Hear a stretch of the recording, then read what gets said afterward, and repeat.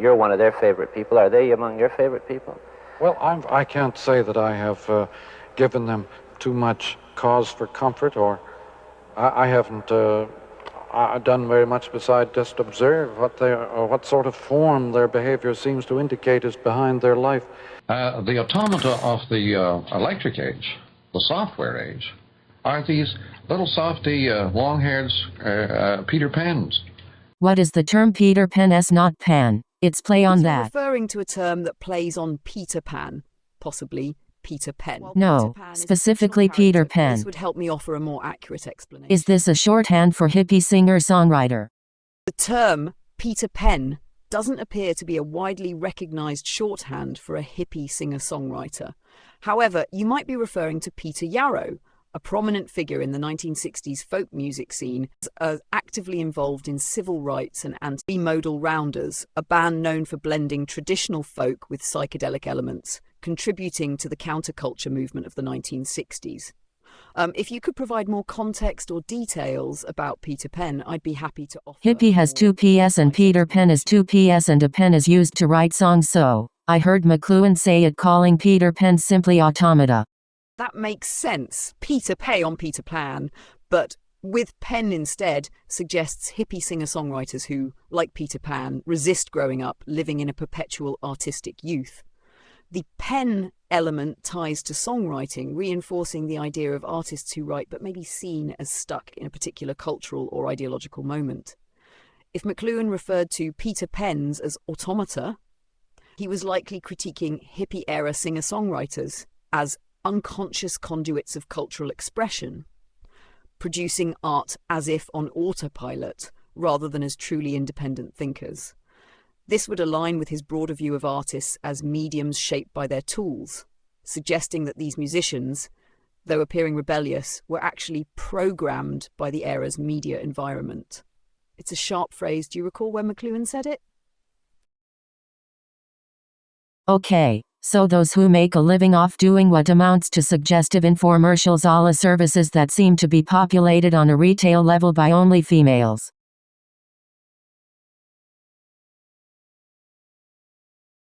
Yes, that interpretation aligns with McLuhan's critique of media environments shaping behavior.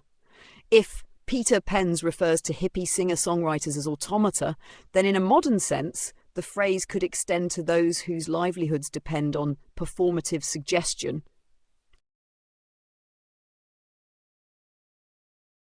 Again, okay, so those who make a living off doing what amounts to suggestive infomercials a la services that seem to be populated on a retail level by only females, in terms of staff at the retail level product.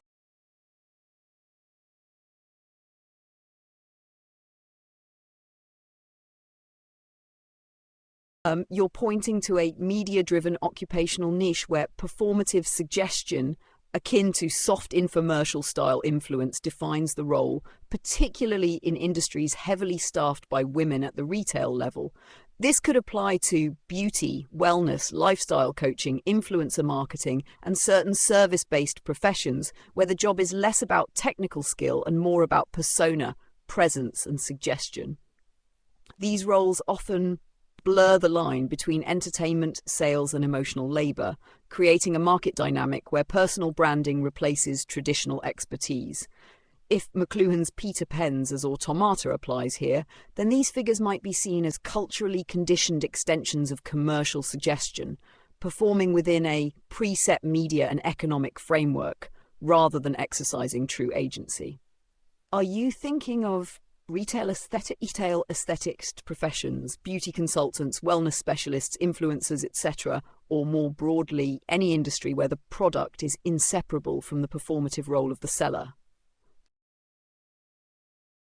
The resistance at growing up, by using the tools of communication, which is primarily, like software, a zero-cost characteristic built into this interface. This communicative crafting to justify remaining resistant to responsibilities and basic accountability in society, seems to be also a characteristic of people making a living from the interwebs, which is slowly, very slowly, being audited by the blockchain through 401k allocation into Toynbee's etherealization of hardware into software, which McLuhan recognized as a type of Napsterization of societal institutions in the form of rapid, though it's really also slow, repurposing of resources, similar to his book with Hutchian and son Eric about education.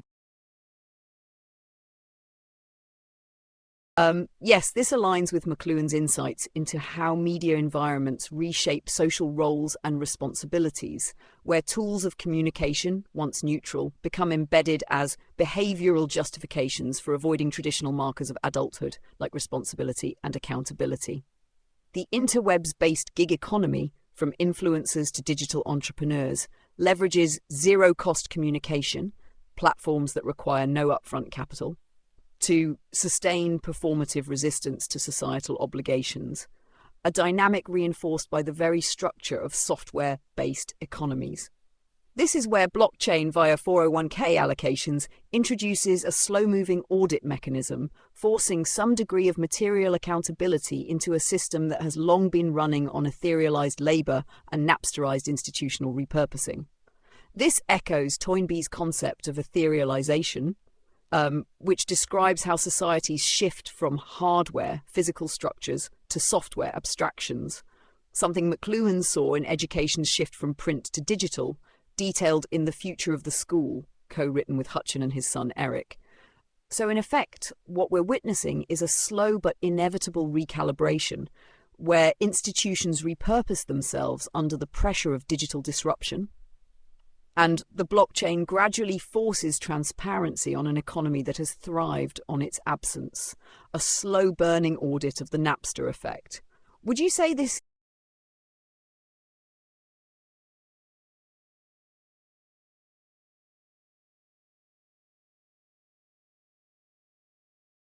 Nick Turley, currently head of product at OpenAI, does not have a public background in graphic design. His professional experience centers on product management and development. Prior to joining OpenAI, Turley held product management roles at companies like Instacart and Dropbox. He studied computer science and philosophy at Brown University and has a background as a jazz pianist and composer. It's worth... And they're pure automata. They're simply doing the bidding of the zeitgeist, the new environment. And I can see clearly that they're desirous of a very much more rich social life, involvement. Well integrated with technology. And so it's a lot less about, putting down your iPhone or laptop at the dinner table, and a lot more about paying attention to the conversation, right? And I think blaming the technology does a disservice to folks who, maybe could learn more in the context of just manners at dinner. In social life. And the mere finding of little niches and jobs and so on will not satisfy them. Aren't they becoming tribalized the way you say the whole world is, and they're actually doing it? Tribal, and they even use the word, don't they? I don't know, but tribal is not a new form exactly. But post-literate tribal is a very different matter from pre-literate tribal. And we're tribalizing simply by virtue of a much closer family, a sense of the human family. Marsh, I wouldn't presume to dispute it, but what I would say is that if you, as far as I've been able in a very sort of amateur way, to read and think about the various contributions to knowledge which have been produced at different times, the thing that astonishes me about them is the huge area which is the same, which is constant, and how narrow is the area.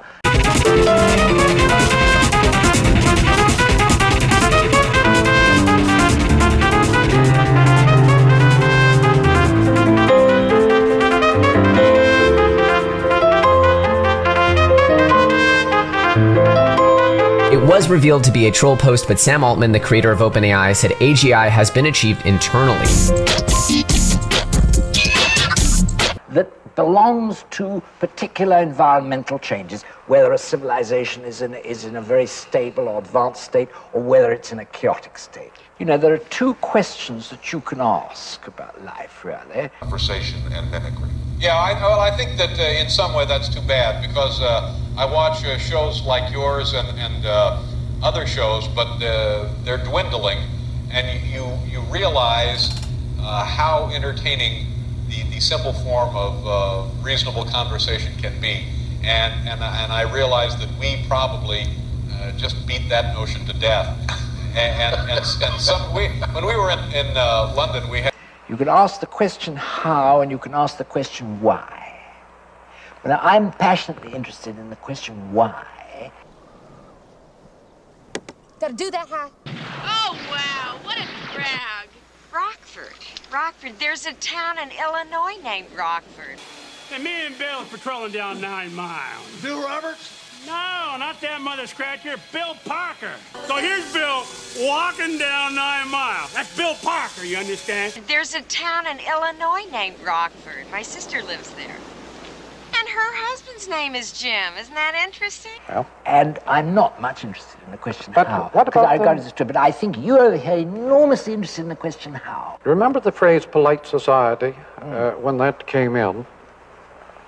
This historically meant a society that established its values on the word or the behavior that was capable of inspection, that would bear looking at. And polite society no longer is with us because we no longer live in a visual culture. And so the values of polite society are for the birds. And I'm not free of the nostalgic look back at some of those old values. On the other hand, I can see why they've gone down the drain, and I can see why new ones are forming right under our noses. And I can see why the new ones create such revulsion, total recoil. We're a highly integral civilization, and this is what distresses people who belong to the old specialist, disintegrated one. They can't find a little place for themselves. Yes, but are you sure, you see, are you absolutely sure that this is the birth struggle of a new civilization? Oh, yeah. Are you absolutely sure that it's not just the breakup? No, the not just circuit the is new. breakup. See, that's what I think is perhaps the whole difference between North America and Europe, really, is that you over here do believe that. We're approaching the wreck, and there's this spherical object resting in the highway. Not Rockford, of course. His name is Pasiak. How long you folks plan on staying? Where's that windshield spray?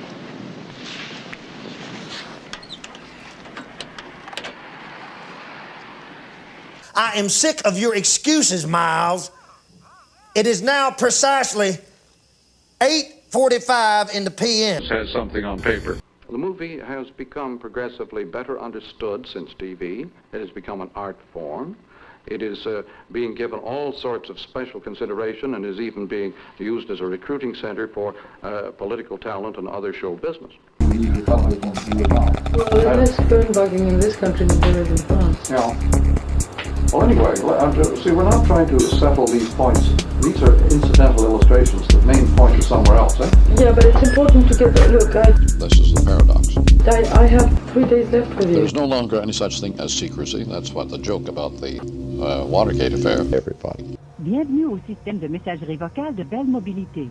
If you'd like to make a call, please hang up and try again. My phone is probably bugged. Not that I care. Couldn't care less if my phone was bugged. Well, there's less phone-bugging in this country than there is in France. Never mentioned in the press. The new criticism has brought about a total revolution in reading habits. But you do over here. You have a bigger stake in the old technology. Well, the new criticism has brought about a total revolution in reading habits. We now read in depth. Colossal fiction.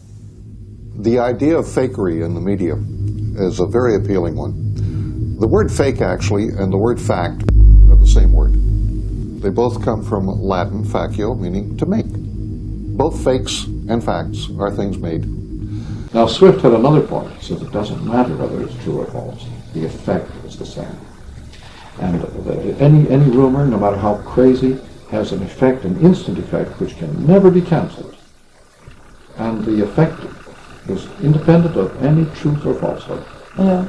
Now, Swift had another point. He says it doesn't matter whether it's true or false. The effect is the same. And any rumor, no matter how crazy, has an effect, an instant effect, which can never be cancelled. And the effect is independent of any truth or falsehood. Yeah. Now, this is Swift, the great Jonathan Swift. Yeah. And he has obviously seen to the heart of the matter. The effect. Now, you can never measure the effect of falsehood. You can never say that this has now been contradicted, this man has now been vindicated. The fact is, he has suffered, and you can never measure. So you can never fine anybody, you can never repay anybody, and so on. Yeah.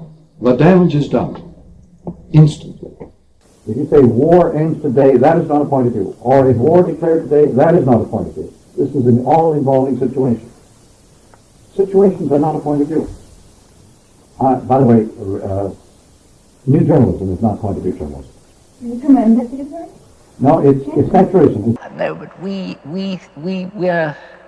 inclined to think that all these things that you imagine to be of such enormous importance, like, for instance, this thing we're doing now on television, because a lot of people goop at television for hours every day, you're inclined to think that's an enormously important thing.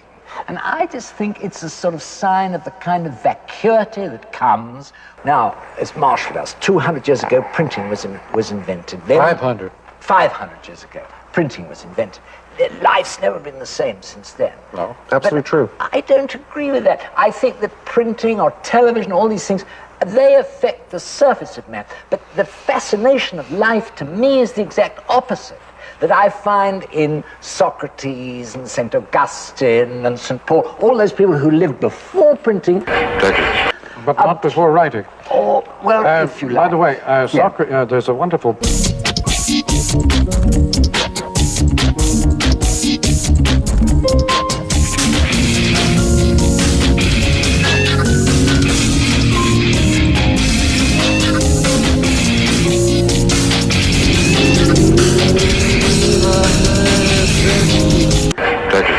But not before writing. Or, well, if you like. By the way, there's a wonderful...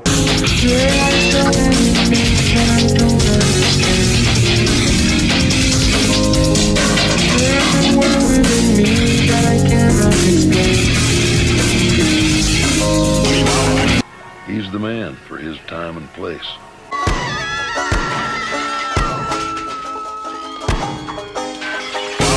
What? We're having an invasion here. You know, this could be a lot more complex. I mean, it's not just. It might not be just such a simple. You know. What in God's holy name are you blathering about? Yes, I'm sorry, sir, but you understand it's the ball and diamond. Well, I'll tell you what I'm blathering about. I've got information, man. New information has come to light. New shit has come to light. And shit, man. Oh. Yes.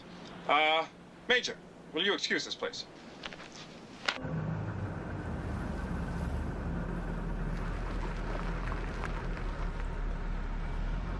Where the fuck are you going, man? Take the ringer. I'll drive. What? The what? The ringer. The ringer, dude.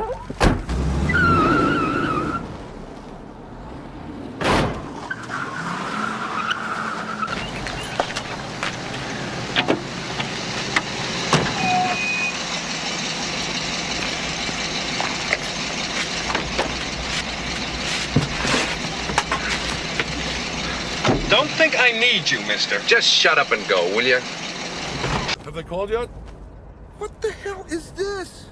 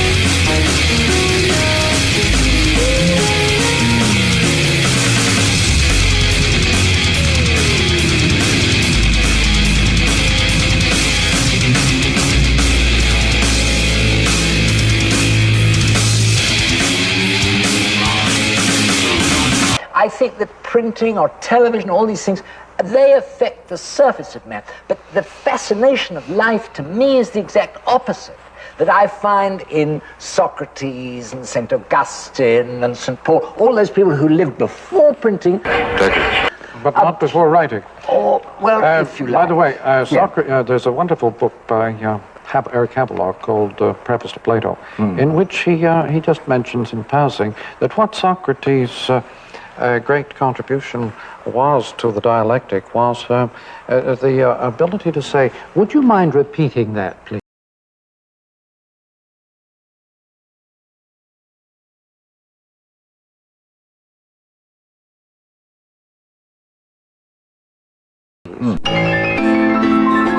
Just making that shit for them that's in them after hour spots, them divided souls, them that's catching the Holy Ghost through the music, minding their own. You know how you just be minding your own business, listening to your music, doing your thing. You know, however you doing it. The in the after hour spots, the love, with the love. You gotta have the love. So I'm sending this shit out to them, like the 20-minute This kind, the Socratic irony, the Socratic questioning was a playback. With the coming of writing, the possibility of playback came into human society for the first time. Socrates was very much a product of technology, new technology. Well, I dance with the speaker till you hear it blow, then plug in a headphone, cause here it go. You see, you misunderstood. A sample is just a tactic, a portion of my method, a tool. In fact, it's only of importance when I make it a priority. And what we samples are by the majority. But you a minority in terms of thought.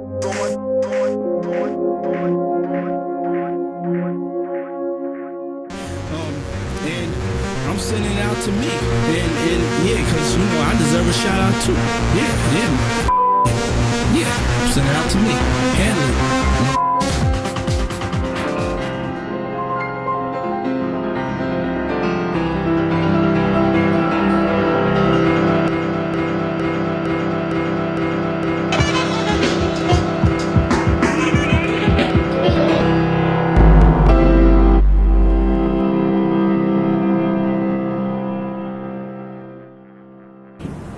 You have a more intensive feeling of thinking when you doubt something than when you already agree with it, you see. Our friend Father Calkins and my friend Jerry Fagan says the future of the future is the present. But very few people dare look at the present. This was always true. Because almost every idea they possess is wrong. It is almost inevitable that everybody will ignore the ground in which they work.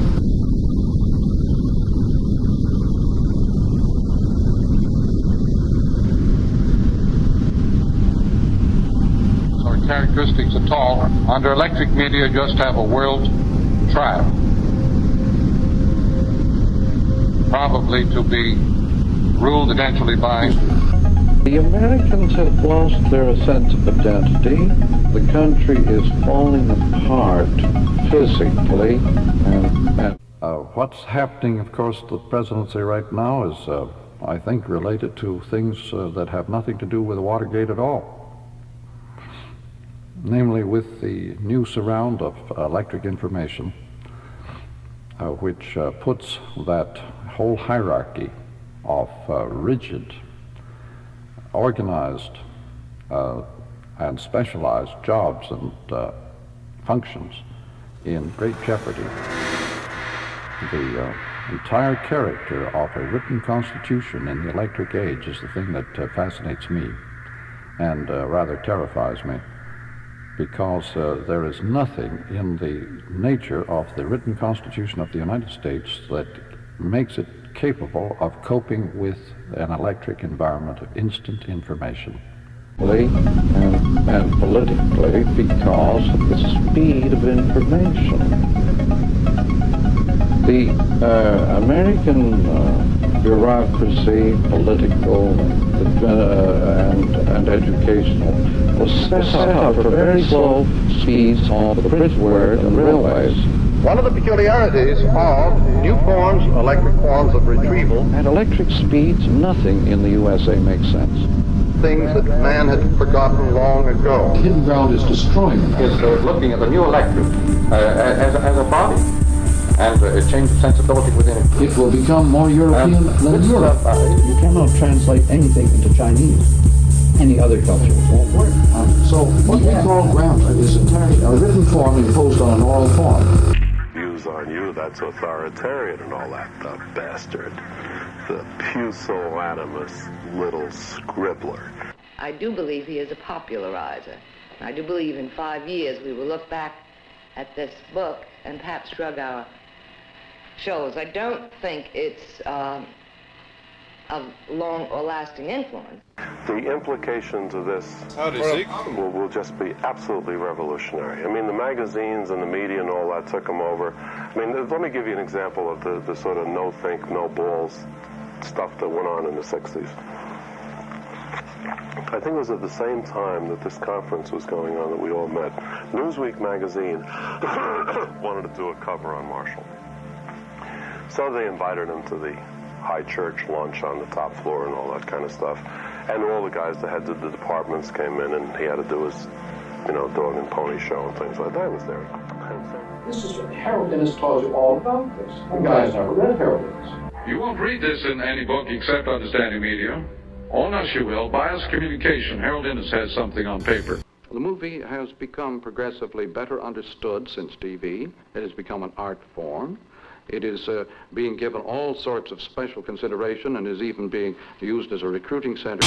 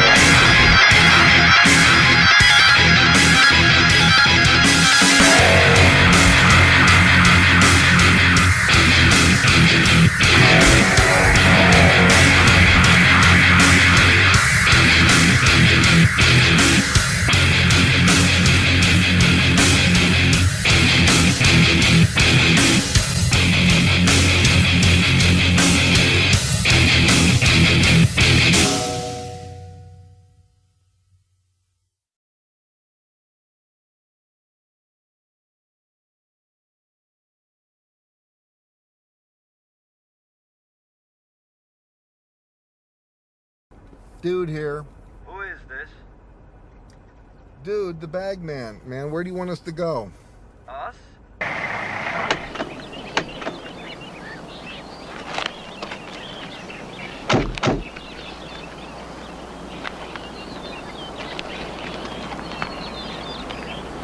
All right, why the change in plan? I got certain problems of my own which don't concern you.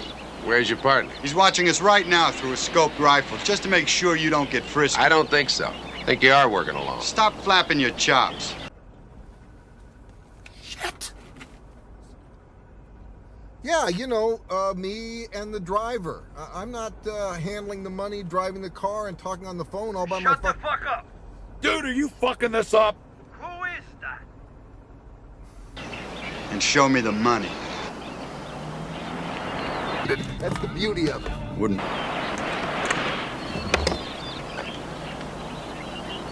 Wait,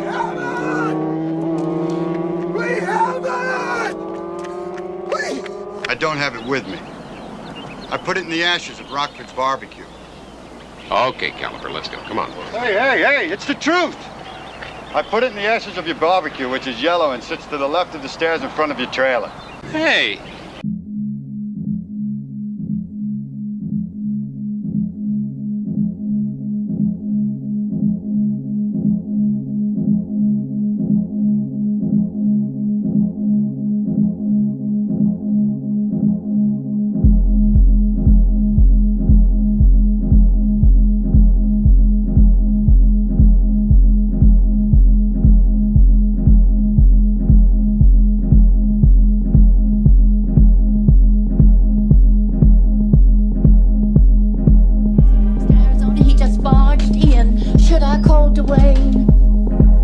Hell no. Why wake the security guard? I'll take care of this.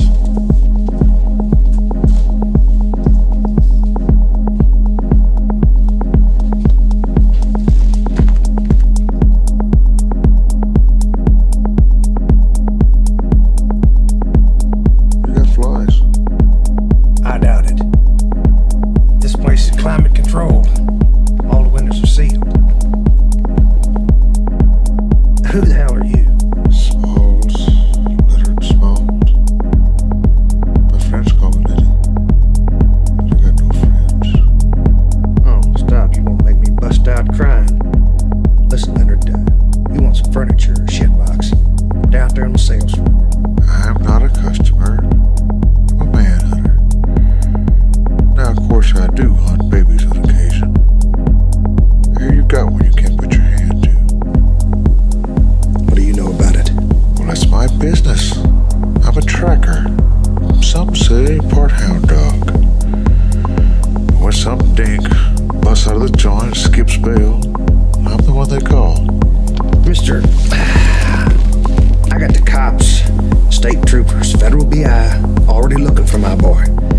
Now, if you got information, Cops won't find your boy. A cop couldn't find his butt if he had a bell on it. You want to find an outlaw, you call an outlaw. You want to find a Dunkin' Donuts, call a cop. Smalls, first off, get your damn feet off my furniture. Second off, it's widely known I posted a 25 grand reward for my boy. Now, if you can find him, claim it. Short of that, what do we got to talk about? Price. Fair price. That's not what you say it is. That's what the market will bear. Simple economics. Now, there are people, and mind you, I know them, that'll pay a lot more than $25,000 for a healthy baby. What are you after? Give you an idea. Why, as a pub, I myself fetched $30,000 in the black market. That was $1954.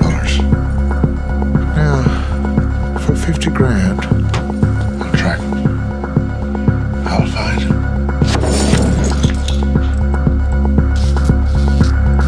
The people that took him, I'll kick their butts. No extra charge. And if I don't pay? I'll get the boy, regardless. If you don't pay, the market will. You won't know what I think. I think you're an evil man. I think this is nothing but a goddamn screw job. I think it's a shakedown. I think you're the one that took Nathan Jr. And my fine friend, I think you're the one that's gonna get his butt kicked. I think I'm on the phone to the cops right now.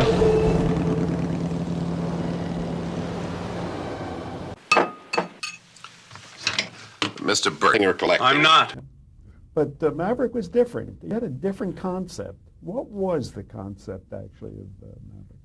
It's the anti-hero. Everybody else was steely-eyed and, boy, they straight shooters and all that. And Maverick, he didn't want to fight. He didn't want a gunfight. He'd rather smile and laugh and whatever. And he was a reluctant hero, and that really kind of gave us room to poke fun at all the others.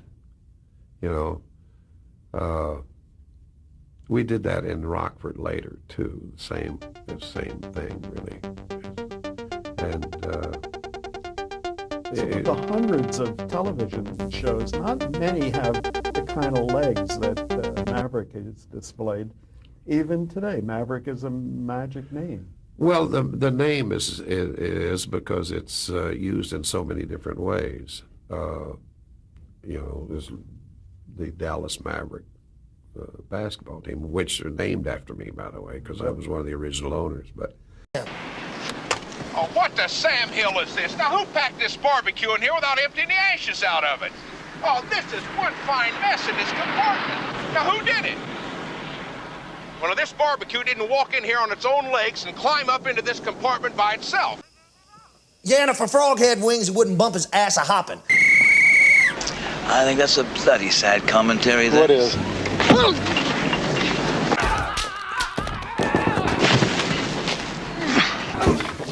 Solvang. He went to Solvang. And then maybe to Hearst Castle.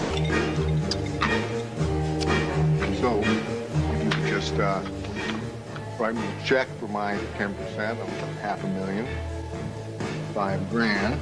I'll go out and mingle. He's a hell of a Caucasian Yankee. 15-year-old kid. Is this some sort of joke? No, no joke. No funny stuff, Jackie. The kid's got it. That fella. Kid just wanted a car. All the dude ever wanted was his rug back. Not greedy.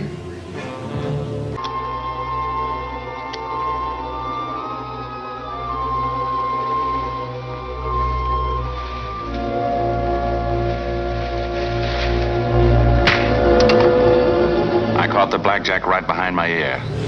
Really? Hide the room together. Darkness washed over the dude. Darker than a black steer's tuchus on a moonless prairie night. There was no bottom. A black pool opened up at my feet. I dived in. It had no bottom.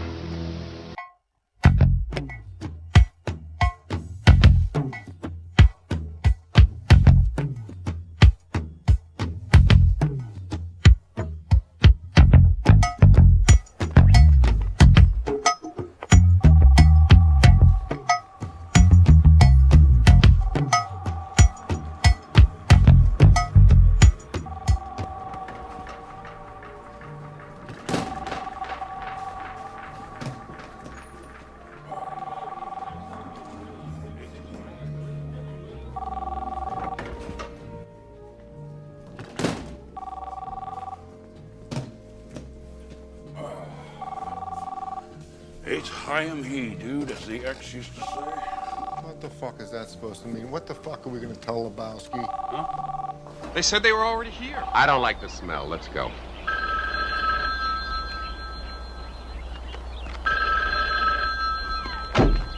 Well, don't leave the money in the car.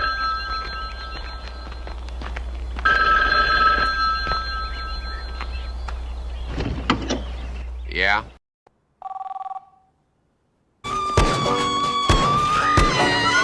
Just about the time of our conflict with Saddam and the Iraqis. I only mention it because sometimes there's a man, I won't say a hero, because what's a hero?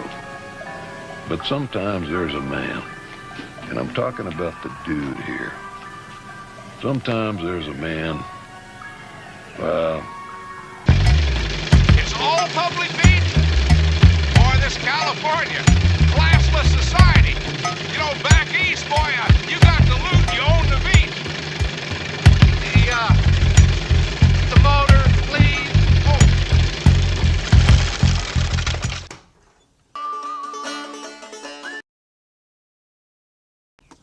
Where's that baby? Where's he at? You'll find him, honey. Cut it out, Glenn. He's asleep right now. Shit, I hope we didn't wake it. Dot, this is my wife, Dot. This is Jim Rockford. He lives here. The orthodontia won't have a thing off the university.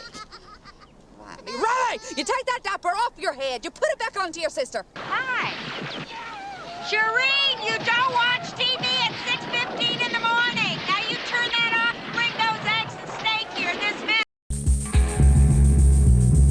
Je suis descendant de Cromwell.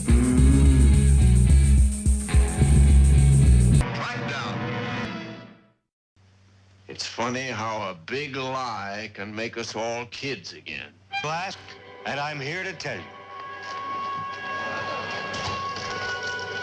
Hobie, they're changing your image. Okay. And the studio says you're escorting Carlotta Valdez to your premiere tonight. How come? I don't know her. Studio's arranging it. They're changing your image. Since the sheriff wouldn't stop Trump, Hobie had to find somebody who would. My name is H.I. McDonough. Call me High. Little by little, a little later, they put us back on the narrow path. This is your wall. Success is wrong. It is almost inevitable that everybody will ignore the ground in which they work.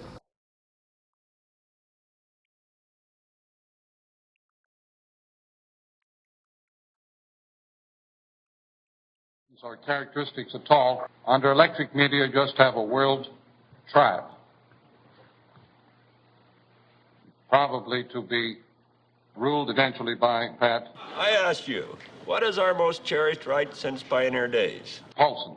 Who stand back and just analyze instead of experiencing, never really have the experience. But at the same time, I don't think anybody is saved enormously just by giving themselves over to an experience completely, and that's it. Last night on the Smothers Brothers, remember Pat Paulson was asked if he were going to run for president.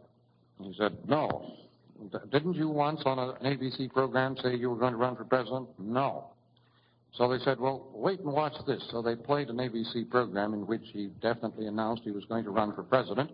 And they said, well, what do you got to say to that? He said, I've been misquoted. That's a media joke, and I hope you're collecting an awful lot of them. Yeah.